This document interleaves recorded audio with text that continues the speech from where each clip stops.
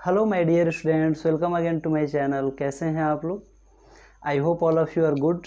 मेरा नाम अखंड प्रताप सिंह है और आज की इस वीडियो में हम लोग बात करने जा रहे हैं क्लास 12th के second chapter electrostatic potential and capacitance के 13th क्वेश्चन के बारे में।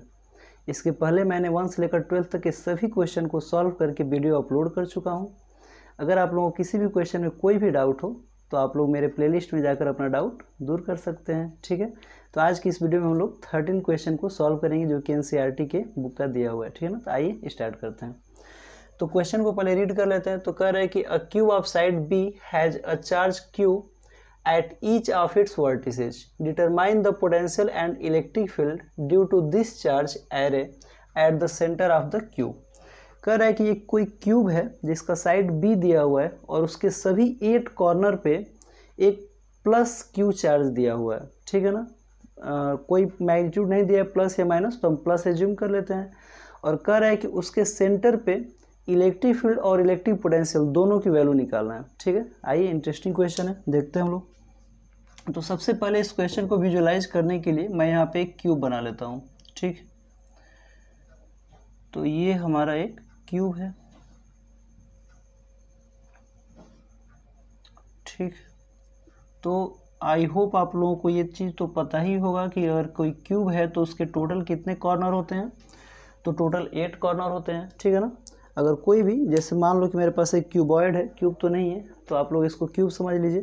तो जैसे मान लीजिए क्यूबॉइड है एक क्यूब, तो उसके टोटल 8 कॉर्नर होते हैं, 1 2 3 4 5 6 7 और 8। तो वैसे ही क्यूब है और क्यूब का टोटल 8 कॉर्नर दिया हुआ है और हर कॉर्नर पे कह रहा है कि एक चार्ज रखा हुआ है जिसकी वैल्यू कितना है, क्यू चार्ज है। तो जब सभी कॉर्नर पे अगर क्यू चार्ज अगर रखा जाएगा, ठीक है, तो कितना हो गया 1 2 3 4 5 6 7 8। तो टोटल जब 8 कॉर्नर पे 8 चार्ज रखा जाएगा तो कह रहा है कि इसके बिल्कुल बीचों बीच जो सेंटर है उस सेंटर पे हमें इलेक्ट्रिक फील्ड और इलेक्ट्रिक पोटेंशियल की वैल्यू पता करना है। तो इलेक्ट्रिक पोटेंशियल का जो फार्मूला होता है, आई होप आप लोगों को पता होगा कि 1/4 pi epsilon naught q upon r होता है।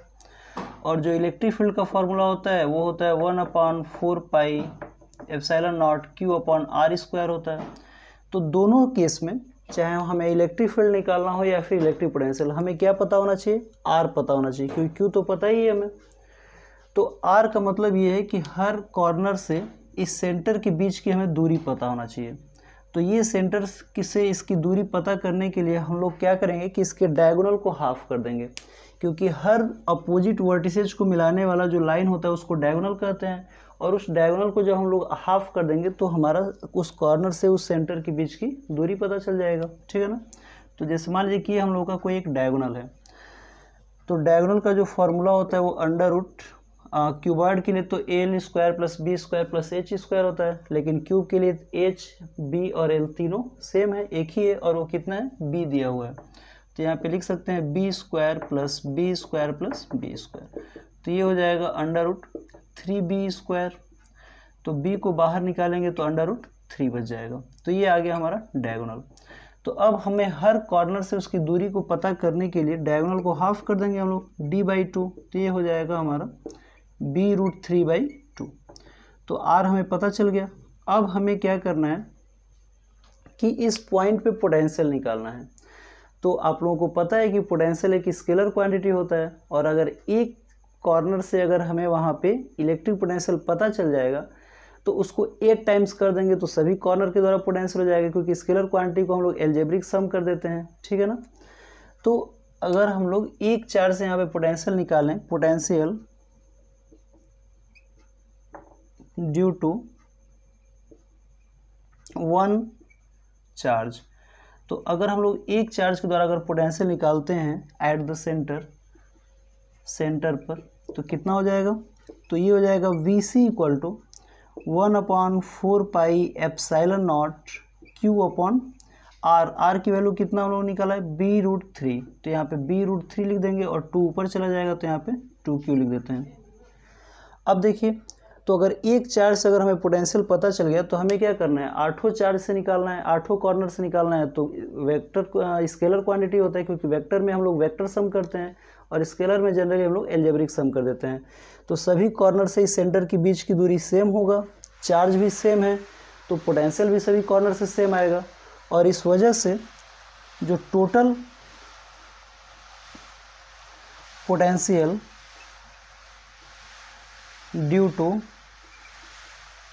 ऑल चार्जेज, ऑल 8 चार्जेज कितना हो जाएगा, तो ये हो जाएगा 8 इंटू वी हो जाएगा, और ये हो जाएगा 8 इंटू वी की वैल्यू कितना है 1/4 pi epsilon not 2q upon b√3।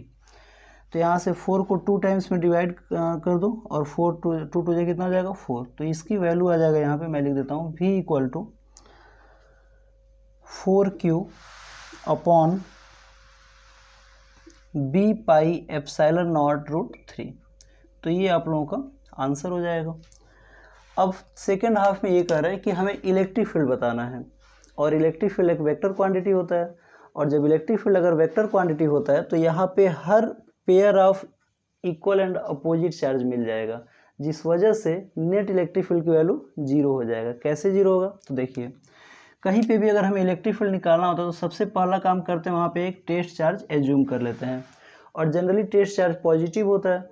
तो अगर ये टेस्ट चार्ज अगर पॉजिटिव है और सारे चार्ज अगर पॉजिटिव हैं तो ये क्यू इस क्यू को रिपेल करेगा इस डायरेक्शन में, और ये क्यू फिर इसको इस डायरेक्शन में रिपेल करेगा।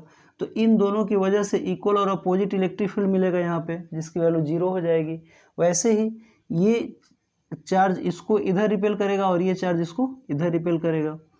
तो 8 कॉर्नर के जो चार्ज हैं, हर 4 कॉर्नर वाले चार्ज दूसरे तरफ के जो 4 कॉर्नर वाले चार्ज हैं वो एक दूसरे को क्या करेंगे, इक्वल और अपोजिट इलेक्ट्रिक फील्ड वहाँ पे प्रोड्यूस करेंगे, और जिसकी वजह से नेट इलेक्ट्रिक फील्ड की वैल्यू 0 हो जाएगी। तो सेंटर पे नेट इलेक्ट्रिक फील्ड की जो वैल्यू होगा वो कितना हो जाएगा, 0 हो जाएगा। ठीक है, तो आई होप आप लोगों को ये सोल्यूशन पसंद आया होगा।